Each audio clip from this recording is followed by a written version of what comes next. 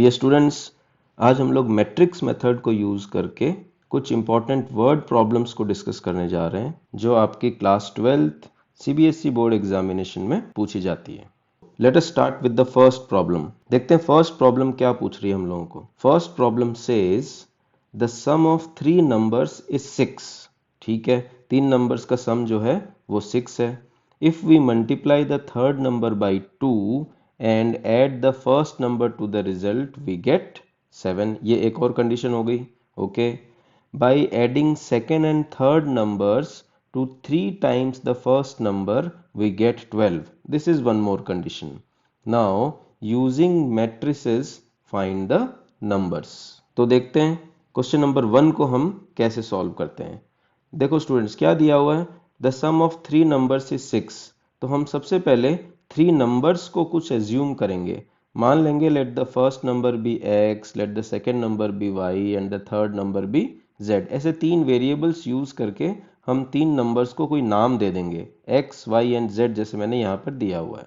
ठीक है, अब 3 नंबर्स का सम 6 है। इससे हमको ये पता चल रहा है कि इन तीनों को जोड़ेंगे तो जो इनका सम है वो 6 आएगा। दैट मीन्स हमको पहली इक्वेशन मिल गई x plus y plus z equal to 6। इसके बाद क्या दिया हुआ देखो, if we multiply the third number by 2, that means third number को जब हम 2 से मल्टीप्लाई करेंगे तो हमको मिलेगा 2z। ठीक है, and add the first number, तो हम फर्स्ट नंबर को उसके साथ ऐड कर देंगे। Okay, the result is 7। तो रिजल्ट आपको 7 मिल जाएगा। इसका मतलब इस लाइन से जो आपको इक्वेशन मिली वो मिली 2z plus x equal to 7। आगे देखिए, by adding second and third numbers to 3 times the first number. इसका मतलब फर्स्ट नंबर का 3 टाइम्स, उसमें सेकेंड नंबर और थर्ड नंबर को ऐड करने पर वी गेट 12। हमको 12 मिलता है। तो अब हमारी थर्ड इक्वेशन आ गई है 3x plus y plus z equal to 12। इन तीनों इक्वेशंस को हम थोड़ा सा ठीक से लिख देंगे, जिससे फर्स्ट टर्म x की, सेकेंड टर्म y की और थर्ड टर्म z की अगर लिखी जाएगी तो देखिए आपको क्या इक्वेशंस मिलती है। पहली वाली equation x plus y plus z equal to 6, second equation x plus 2z equal to 7 and third 3x plus y plus z equal to 12। तो वर्ड प्रॉब्लम को यूज करके हमने ये 3 इक्वेशंस बना ली। समझ आ गया सबको। अब हम लोगों को इन्हीं इक्वेशंस को सॉल्व करना है यूजिंग मैट्रिक्स मेथड। तो सबसे पहला काम क्या करना होगा, सबसे पहला काम ये करना होगा कि ये जो आपको ऊपर इक्वेशन दी गई है इसको हम मैट्रिक्स की लैंग्वेज में लिखेंगे। इन इक्वेशंस को हम मैट्रिक्स की लैंग्वेज में लिखेंगे। जैसा हमने लिखा है यहाँ पे a into x equal to b, जहाँ पर मैट्रिक्स A हमारी होगी इन x y z के कोफिशिएंट्स की मैट्रिक्स, जिसमें फर्स्ट कॉलम में x के कोफिशिएंट आएंगे, सेकेंड कॉलम में y के कोफिशिएंट आएंगे और थर्ड कॉलम में z के कोफिशिएंट आएंगे। तो मैट्रिक्स A हो गई हमारी कोफिशिएंट मैट्रिक्स। मैट्रिक्स X देखो, matrix X will be a column matrix containing the variables x, y and z। And जो B मैट्रिक्स है वो जो ये इक्वेशन में राइट हैंड साइड पर कांस्टेंट है उनकी एक कॉलम मैट्रिक्स बन जाएगी। अब सबसे पहले हमको क्या करना होगा, हमको इस मैट्रिक्स A का डिटर्मिनेंट चेक करना होगा कि डिटर्मिनेंट कहीं 0 तो नहीं है। तो हमने सॉल्व किया, डिटर्मिनेंट हमको मिला 4। क्यों चेक करना पड़ा, बिकॉज जब डिटर्मिनेंट नॉन जीरो होगा तभी इसका इन्वर्स एग्जिस्ट करेगा। अब जब हमने लिख दिया x is equal to A inverse b, तो a इनवर्स निकालने के लिए हमको रिक्वायर्ड होंगे a के कोफैक्टर्स, जो आप सब लोग बहुत इजीली इसके कोफैक्टर्स निकाल सकते हैं। और कोफैक्टर्स निकालने के बाद आप a का इनवर्स पता लगा लेंगे। आप सबको पता है a इनवर्स का क्या फॉर्मूला होता है, a inverse is given by 1 by determinant of a into adjoint of a। इस फॉर्मूले को यूज करके हम इसका a इनवर्स निकाल लेंगे। अब क्या करेंगे, अब हम a इनवर्स की वैल्यू और b की वैल्यू जब इक्वेशन नंबर 2 में रख देंगे तो आपको x is equal to a inverse b format पे वो मैट्रिसेस लिखी हुई मिलेगी। अब इसके बाद का काम क्या होगा, हमको ये वाली दो मैट्रिसेस मल्टीप्लाई करनी होगी। मल्टीप्लाई करने के बाद आपको एक कॉलम मैट्रिक्स मिल जाएगी और ये जो बाहर 1/4 है फिर इसको अंदर मल्टीप्लाई कर देंगे तो आपको एक और कॉलम मैट्रिक्स मिल जाएगी और उसको यूज करके जब आप दोनों मैट्रिसेस को इक्वेट करेंगे तो आपको x, y और z तीनों नंबर्स मिल जाएंगे। चलिए देखते हैं क्वेश्चन नंबर 2 हमको क्या कह रहा है। Question number 2 says an amount of ₹5,000 is put into 3 investments at the rate of 6%, 7% and 8% per annum respectively. The total annual income is ₹358. If the combined income from the first two investments is ₹70 more than the income from the third, find the amount of each investment by matrix method.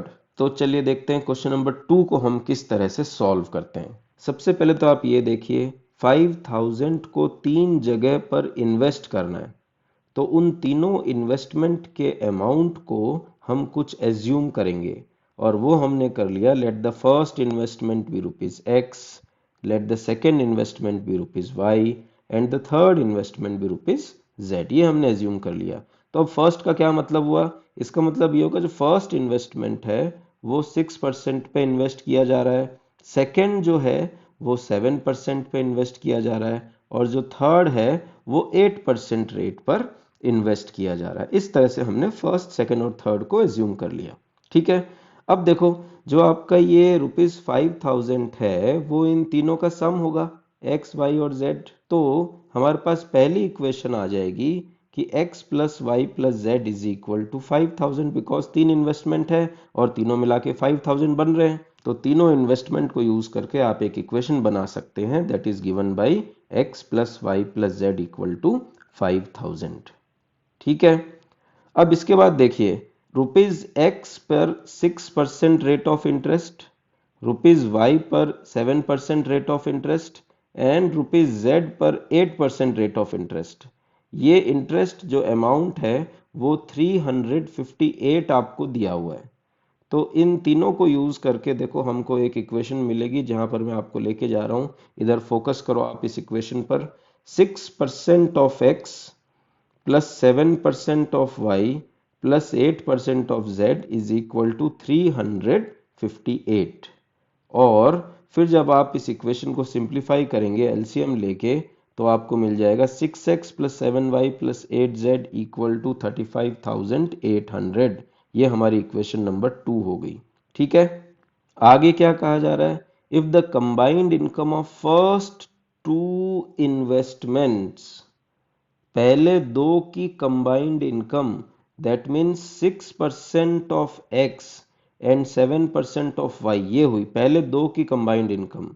ठीक है, अब आगे कहा जा रहा है this is 70 more than the income from the third, वो तीसरे वाले की income that is 8% of z से 70 ज्यादा है।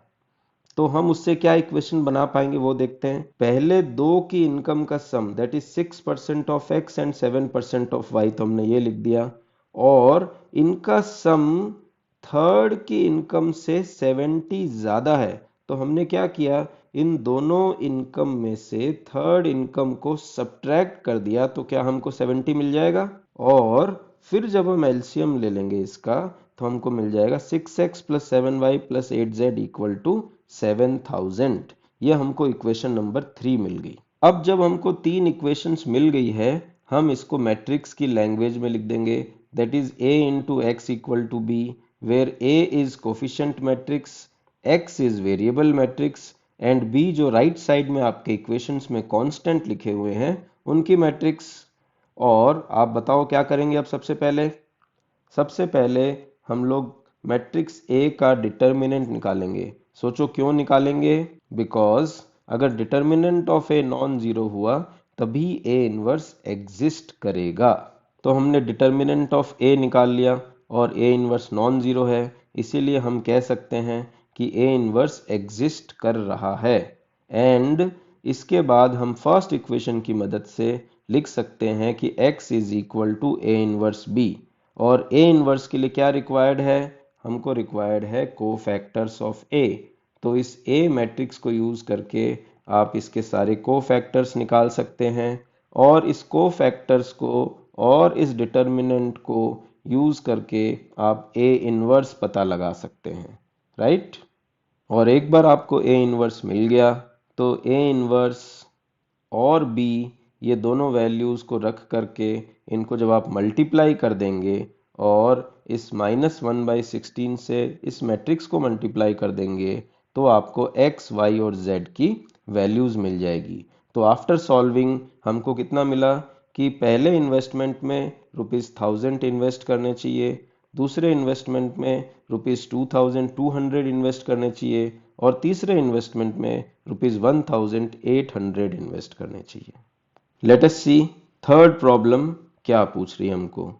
Third problem says a company produces 3 products every day. 3 तरह के प्रोडक्ट्स एक कंपनी प्रोड्यूस कर रही है। Their production on a certain day is 45 tons. It is found that the production of third product exceeds the production of first by 8 tons, while the production of first and third product is twice the production of second product. Determine the production level of each product using matrix method. चलिए देखते हैं question third को हम कैसे solve करते हैं। इसमें कहा जा रहा है कि एक कंपनी 3 तरह के प्रोडक्ट्स बना रही है और उनका टोटल प्रोडक्शन किसी पर्टिकुलर डे 45 टन्स होता है। तो हम क्या करेंगे, हम यहाँ पर तीनों प्रोडक्ट्स के प्रोडक्शन को x, y और z नाम दे देंगे। तो उनका टोटल प्रोडक्शन 45 टन होता है। तो इसकी वजह से हमको पहली इक्वेशन मिल जाएगी, that is x plus y plus z equal to 45। Then क्या कहा जा रहा है, it is found that the production of third product exceeds the production of first product by 8 tons. That means third product minus first product अगर हम करेंगे तो हमको 8 मिल जाएगा। थर्ड का प्रोडक्शन फर्स्ट के प्रोडक्शन से 8 टन ज्यादा है, तो हम लिख सकते हैं z minus x equal to 8। और तीसरी कंडीशन क्या कह रही है, तीसरी condition says while the production of first and third product is twice the production of second product. That means first product plus third product is equal to twice the second product. That means आप लिख सकते हो x plus z equal to 2y। और फिर इन तीनों equations को जब आप ठीक से लिखेंगे तो आपको मिल जाएगा x plus y plus z equal to 45 minus x plus 0y plus z equal to 8 and x minus 2y plus z equal to 0। अब इन तीनों इक्वेशंस को क्या करना है, हमको मैट्रिक्स के फॉर्म में लिखना है, that is a into x equal to B.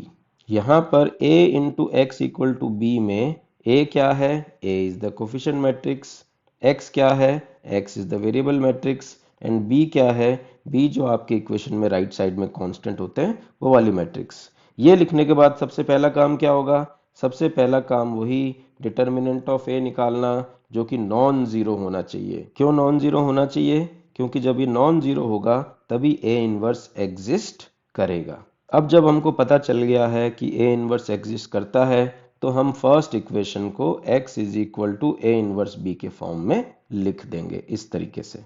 और फिर से इनवर्स निकालने के लिए हमको कोफैक्टर्स की रिक्वायरमेंट है। कोफैक्टर निकालने के बाद डिटर्मिनेंट यूज करके हम ए इनवर्स निकाल सकते हैं और ए इनवर्स को और बी को जब उनकी जगह पर पुट करेंगे तो आपको x, y, z की वैल्यूज मिल जाएंगी। तो यहाँ पर आपके पास आया कि फर्स्ट प्रोडक्ट x का प्रोडक्शन 11 टन है, सेकेंड प्रोडक्ट y का प्रोडक्शन 15 टन है एंड थर्ड प्रोडक्ट z का प्रोडक्शन 19 टन है। चलिए देखते हैं क्वेश्चन नंबर 4 हमको क्या पूछ रहा है। Question number 4 says a school wants to award its student for values of honesty, regularity and hard work. इन 3 तरह की वैल्यूज पर जो स्कूल है वो स्टूडेंट्स को अवार्ड कर रहा है और उसका टोटल कैश अवार्ड जो है वो ₹6000 है। फिर आगे की कंडीशन क्या है? 3 times the award money for hard work added to the given to honesty amounts ₹11,000. Okay, the award money given to honesty and hard work together is double the one given for regularity. Okay, represent the above situation algebraically and find the award money for each value using matrix method. चलिए देखते हैं question number 4 को हम कैसे solve करते हैं।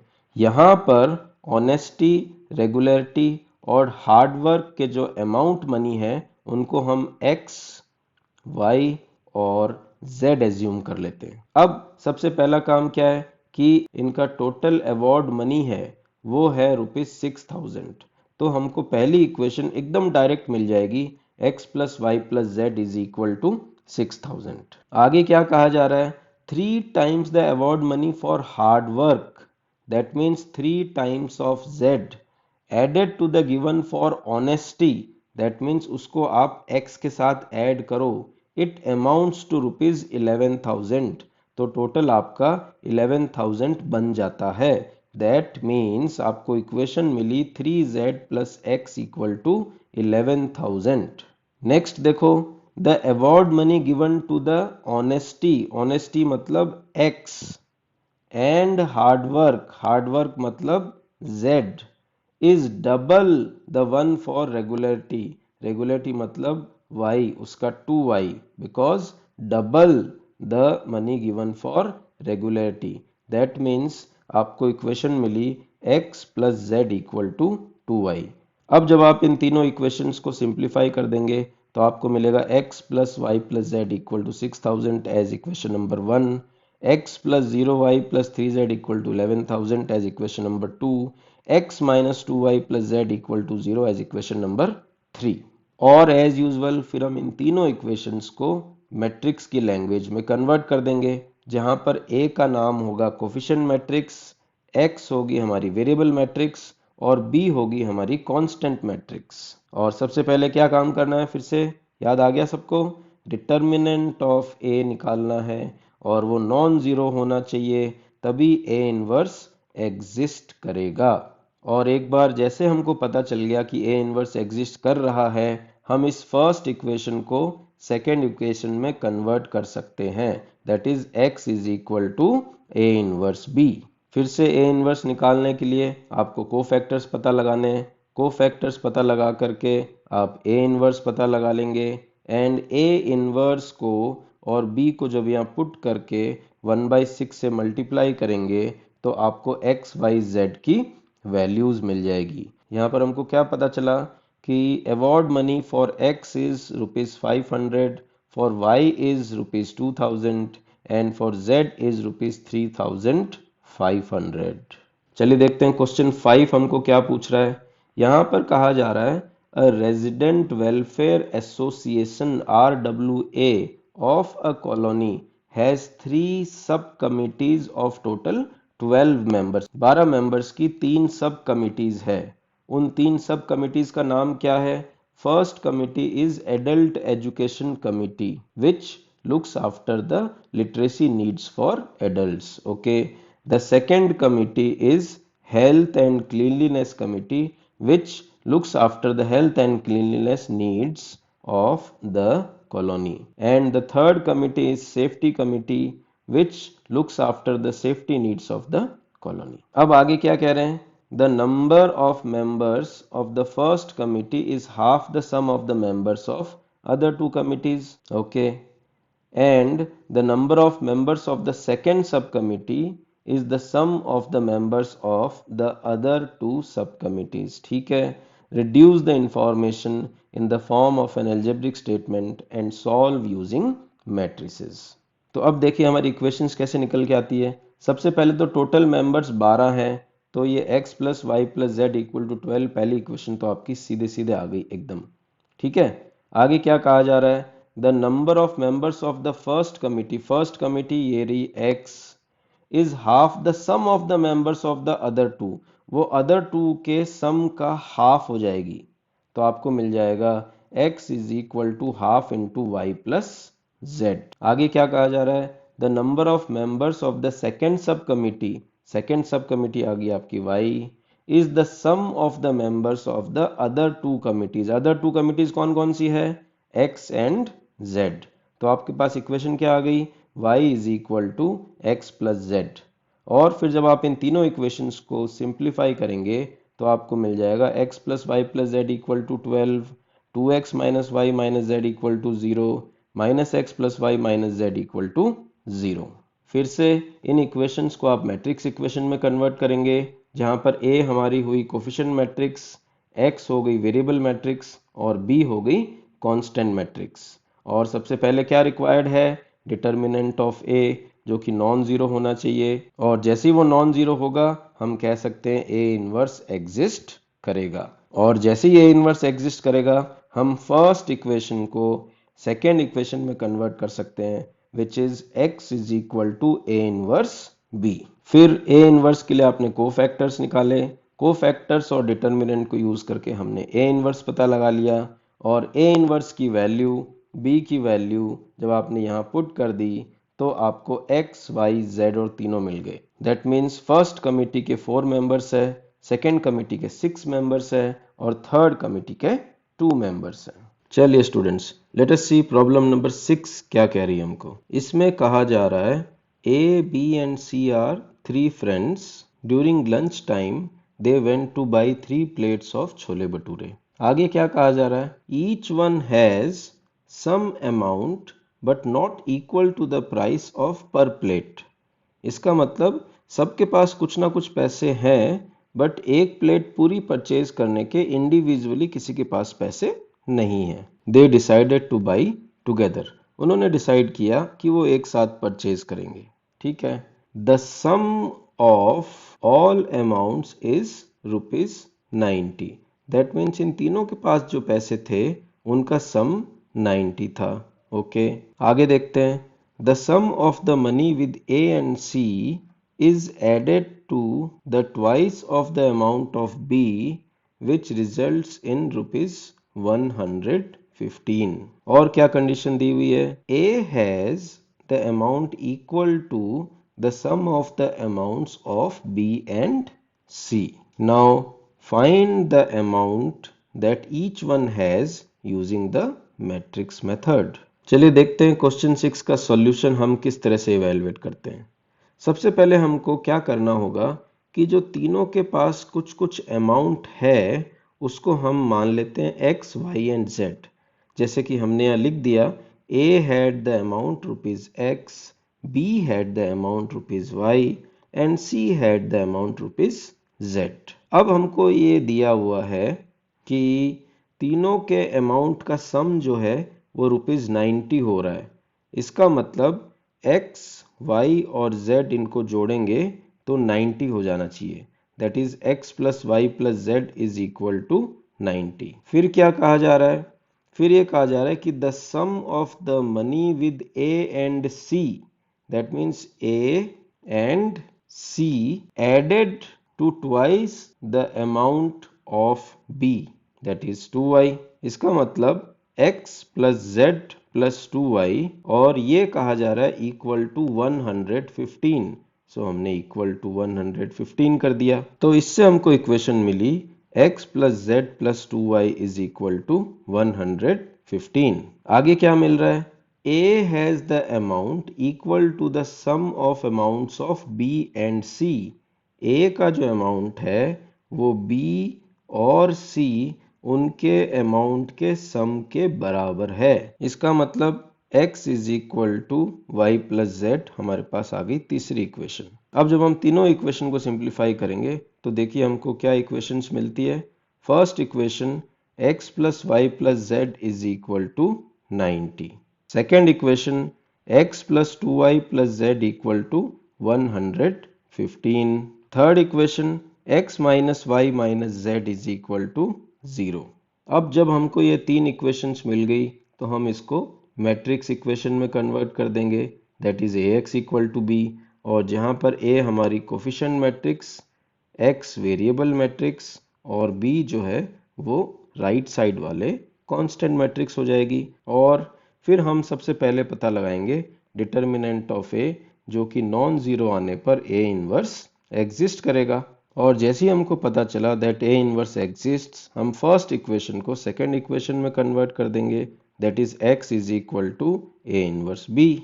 और उसके बाद ए इनवर्स पता लगाने के लिए हम लोग सारे कोफैक्टर्स पता लगा लेंगे और ए इनवर्स मिल जाएगा 1 upon determinant of A into adjoint of A से। और फिर इनको हम इक्वेशन नंबर 2 में पुट कर देंगे, दैट इज ए इनवर्स की जगह पर ए इनवर्स आ जाएगा, बी कांस्टेंट मैट्रिक्स हो जाएगी। और फिर जब इन दोनों को हम मल्टीप्लाई करेंगे तो आपको एक रिजल्टेंट कॉलम मैट्रिक्स मिल जाएगी। और फिर ये जो बाहर -2 है इसको आप अंदर मल्टीप्लाई कर देंगे तो आपको एक और कॉलम मैट्रिक्स मिल जाएगी which is equal to x y and z. तो यहाँ से हमको एक्स वाई और जेड की वैल्यूज मिल जाएगी।